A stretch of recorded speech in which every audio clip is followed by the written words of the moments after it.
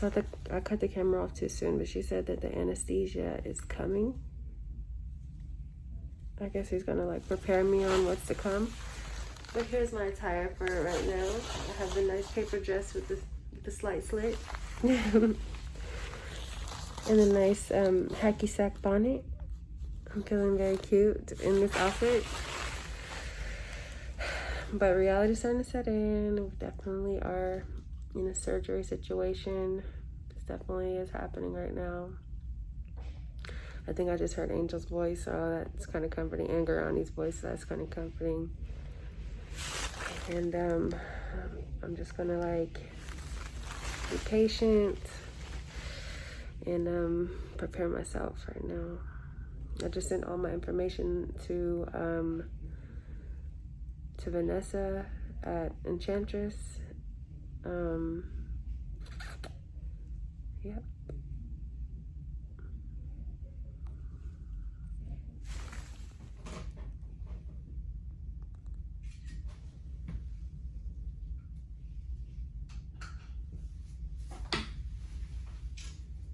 I'm waiting for Ghurani. My slippers on. And we are IB active. We have the IB on. She wouldn't let me record it, but she said that I have good veins, so it wouldn't be hard to find them, and she did it like immediately. I felt a little bit cold when it happened. It was like a cold rush, but it wasn't like. It's how I imagine waking up, like Listerine fresh, kind of like that. The taste of like. You were 30 years old? When you chew gum. And no past medical history? But no family history? Just waiting for Ghurani now, and hypertension, diabetes, nothing? My mother has hypertension, but I believe it's just like her intake. Okay. And you've never had lipo before, no kids. You're regularly exercising, no smoking, no alcohol, no illicit drug use. You drink coffee. And have you ever been hospitalized? I dislocated my elbow once when I was skateboarding. Okay. But that's about it? No surgeries? No. Which shoulder? It is my elbow. This elbow. My right. Right elbow, so. Yeah. Is it still giving you problems? No. They told me that I could like get it rebroken because my bones didn't break. It kind of just dislocated. I want to make sure we put a note on it so we can remember that it's your right shoulder while you're sleeping. Oh, it's my right elbow. Elbow, sorry. Yeah. Okay.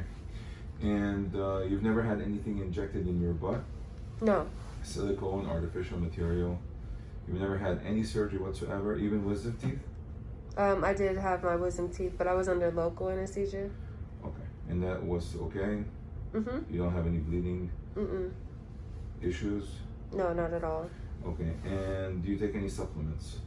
I was taking the Hemoplex, the Floridex, and the collagen, vitamin C, and the folic acid.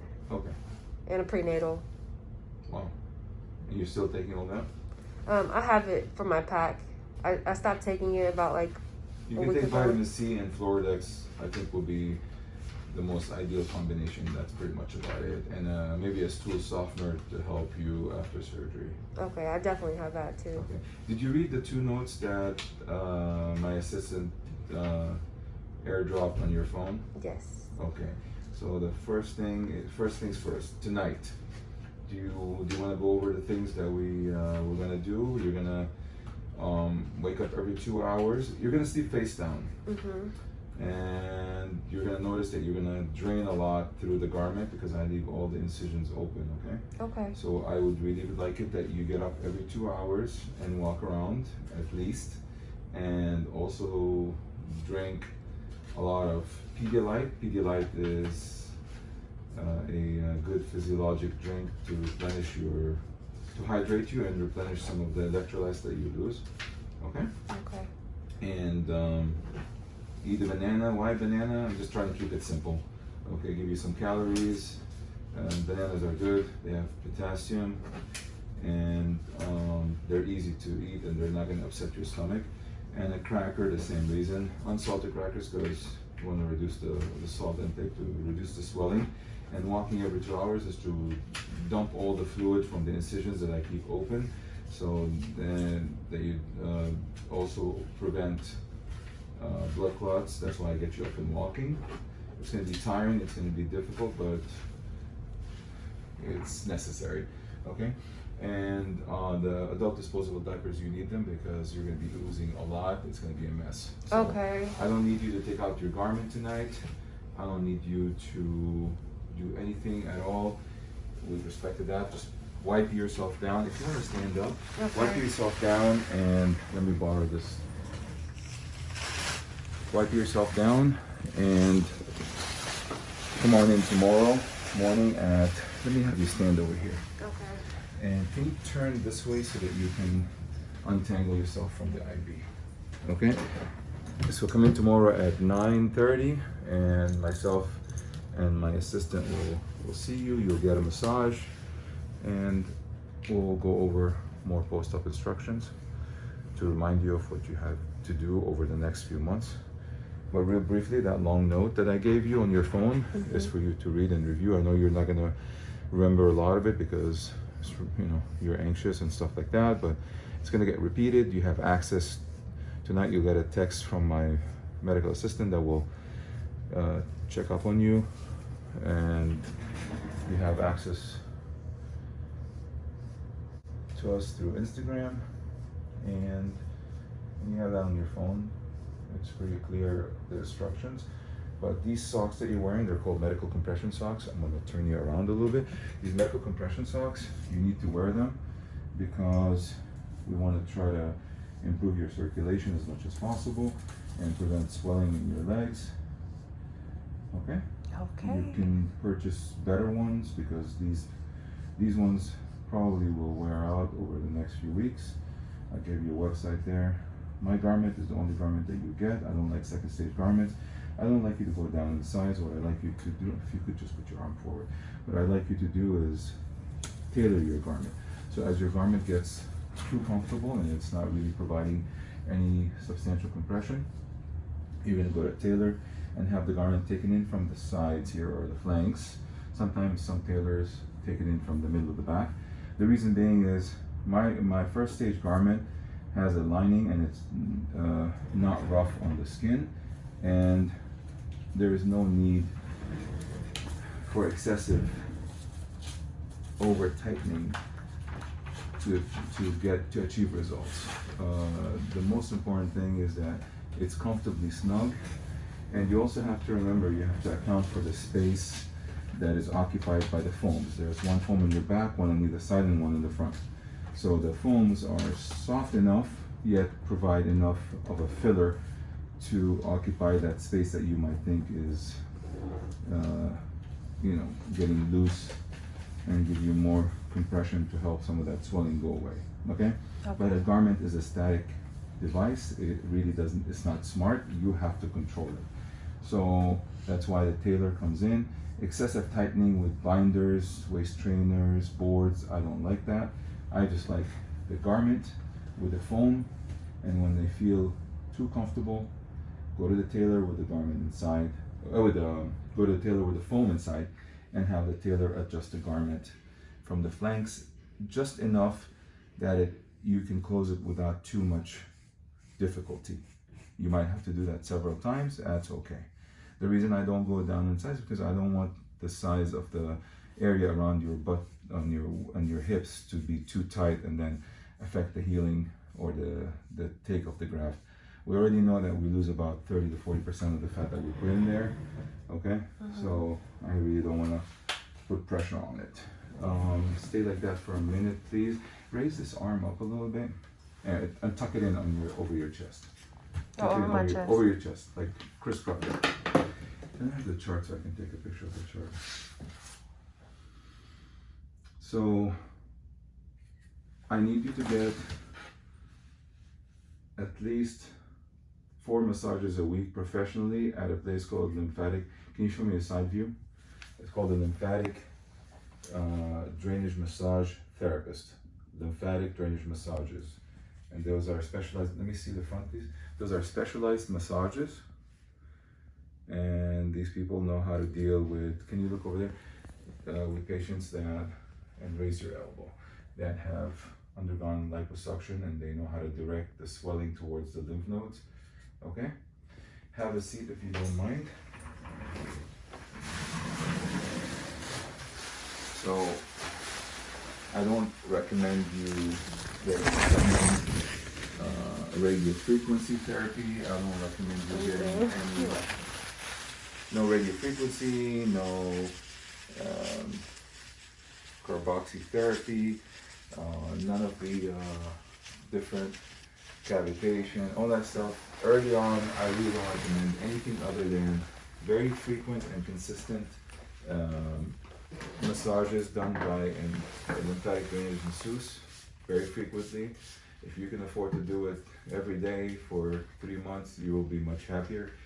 This is, obviously not a weight loss program, so you have to understand that whatever I remove, I have a limit of 4 liters, and if you see that bag up there of for normal saline, that is 1 liter.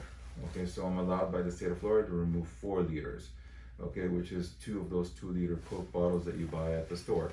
So, again, there's limitations. So, a bunch of people online say, oh, he doesn't do bra line, oh, he doesn't do this, or he refuses to do arms, and that's not true. What I have to do is, the main objective of a BBL is the lipo that reduces the amount of fat that's deposited around the abdomen and the flanks, and restores that hourglass that naturally people are born with, okay? And we try to enlarge the contour of the hips and the butt posteriorly so that you can have that snatched, enlarged butt, curves, and so on and so forth. And so I'm limited with the amount of fat I can remove. So I have to concentrate on certain areas that are crucial for the outcome. And also some people don't realize that they have more than 4 liters. And like I said, this is not a weight loss program, this is a contouring procedure. Some people also forget that some of the fat that they have is inside the abdomen, not outside. So I cannot pinch it, I cannot remove it. There's something called visceral fat, which is fat around the organs. And that's why some ladies have more bulge than others. We all have different bony structures. We have people that have more of a curve in their back, so their belly sticks out more. Some people are more up and down flat in the back, so they're more flat in the front, even though they're retaining a lot of fat cells, but still they look flatter. And then, some people have more fat on the inside. Some people retain the fat on the outside where I can pinch it. So if I can pinch it and it's directly under the skin, I can get it. Okay, but then again, remember, I have to stop at 4 liters because that's the state limit, and it's there, and I like that limit because it's good for your safety. Okay, but having said that, how much can I transfer into your butt? I can only transfer the amount that the elasticity of your skin envelope, because I never go under the muscle. I try my best to stay completely between the skin envelope of your buttocks and the muscle, the gluteus maximus muscle, and also on the side to fill up your hips. Skin is not an endless stretchable structure. It has its limit. It has elastic fibers that reach their elastic limit, after which they will not expand. Also, fat grafts that are taken from anywhere in your body are now a free graft, and they have to live. So if I overload the blood supply in your butt and overload it so much that those fat cells, a large number of them, will not live. So more is not better. Okay, I have to be able to inject in a way where I'm spreading it evenly as much as I can, and putting as much in there to give you the result that you look for. Otherwise, you'll be upset. It's a balance. It's a feeling that I have to get because I can't really see in there. I have to feel, and I have to strike a balance between not overloading it, respecting the elasticity of the skin, also respecting shape, because if I keep on just dumping, the fat will not make it and the shape will not look good. So why do I say you have to come back for a second round generically across the board? Because I never know which person is going to be happy with what they get and which patient's expectations are, beyond what one setting can do. So I have to be clear that, depending on your expectations, sometimes you have to come back for a second round. This is an art and a science, but we have to respect the science. This is not just a procedure that we do without respecting all the principles of surgery and blood supply and healing. Okay, so there's a lot of science that's incorporated and goes into creating this artistic technique that improves your contours. Okay, it's not just cosmetic, it is a real surgery. Okay, this is not like going to the mall and putting makeup on. This is the cosmetic outcome is based on science. It's a procedure that we want, nobody really needs.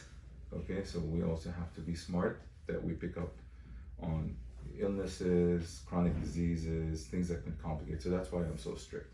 And people don't appreciate that until it affects them. Okay, but knock on wood, you know, I've been doing things with a good conscience and I can sleep at night. Okay. Any questions from your end? No, you've covered everything. Okay. Well, we're pretty much ready to go. So if you're comfortable, let's do it. Okay. Okay.